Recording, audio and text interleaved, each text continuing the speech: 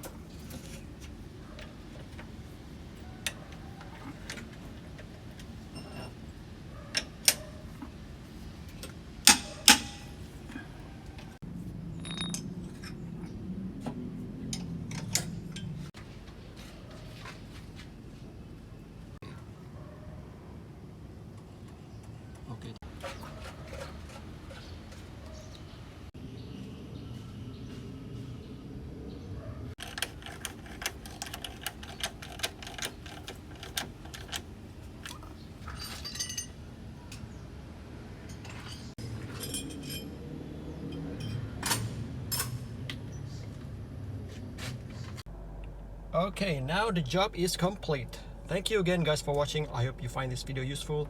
Please do support this channel by a like, share and subscribe. I will see you again on the next video. Peace.